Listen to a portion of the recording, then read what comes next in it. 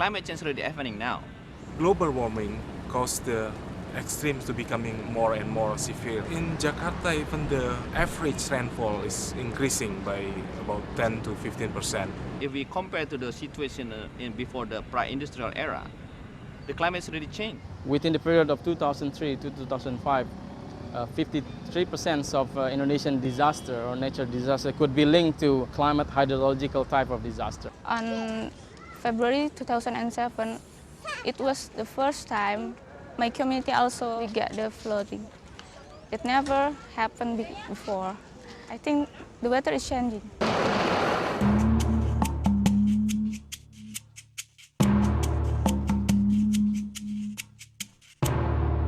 If we look at Jakarta, there are a number of different contributing elements that put people, especially poor people, at greater risk.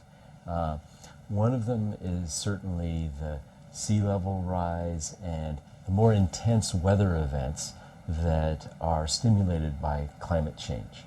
And that can lead to overloading the drainage system in the city, resulting in flooding. But there are other factors as well. For example, the lack of adequate solid waste management and the underinvestment in proper drainage. All of that contributes to the greater vulnerability of slum communities in Jakarta.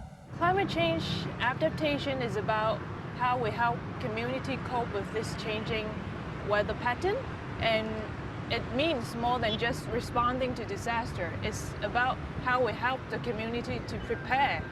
It is also about development.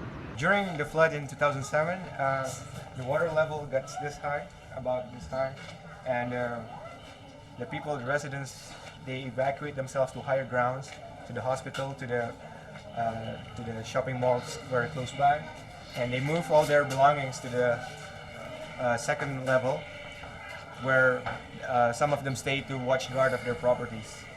Yeah, we are getting more and more aware that this has to do with climate change. The water level in the Jakarta Bay is getting higher, and also there's an issue of land subsidence. So that slows the discharge rate of this canal. That's why we are in need of adaptation measures towards climate change, or else communities like this are going to suffer most.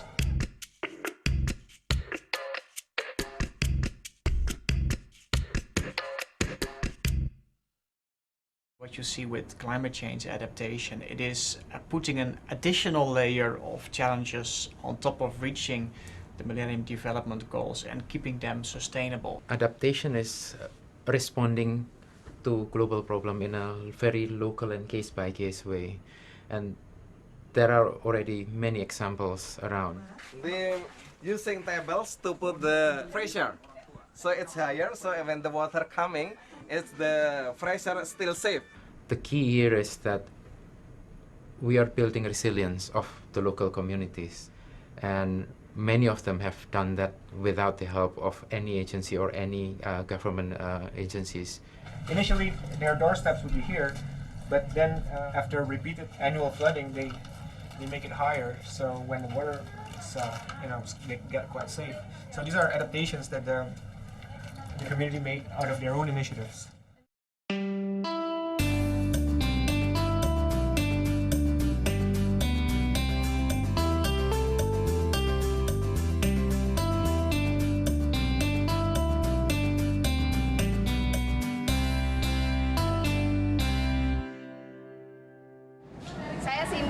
Sekarang saya ada di belakang Masjid Jami Al-Khair.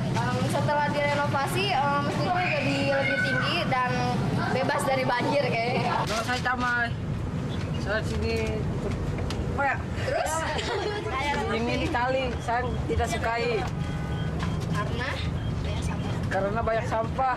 Nih seperti muka aja nih tercemar. Wih lain coy, orang ganteng. Sudah ada.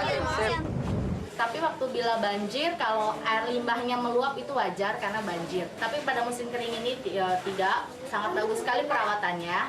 Dan got-got juga setiap minggu sekali dibersihkan oleh warga, semua warga. Kita untungnya dekat rel tuh kalau banjir bisa ngungsi ke rel, berduyun-duyun, bikin tenda di rel rame-rame begitu. Ini lagi bersih sampah, Bu. Gotnya, lihat sampahnya. Banjir kalau hujannya gede. Tapi kalau dibersihin enggak ya? Enggak. Oh ya, ya Mbak, makasih ya. After a disaster, poor people have lost their capital. They've lost their home, which often is collateral or even the location of small business. They've lost their savings, and they've often lost skills. So there has to be really a package, and that often involves microfinance to allow people to regain their assets, their productive assets, and rejoin the economy, but also capacity building, technical assistance, and training, as well as the infrastructure that's needed to allow poor people to more effectively participate in the economy. Climate change means that there are more disasters happening, and it means that there will more work for Red Cross. What we have to do is shift from bringing all the expertise and support from the outside to empowering communities to take control. The communities must drive the process. They live in these polluted areas. Respond is spend a lot of time and energy. We only deal with the impact of disaster. The disaster preparedness and disaster response should be balanced. But the capacity building is very important for us. So PMI in chapter and branches not only strong in disaster response, but at least they have to initiate the community-based program, disaster risk reduction program. The society should be prepared to adapt to climate change. It is completely Red Cross mandate. The sooner we act, the better. Okay, we are racing against time. Act now, and we should understand that we owe to the next generation.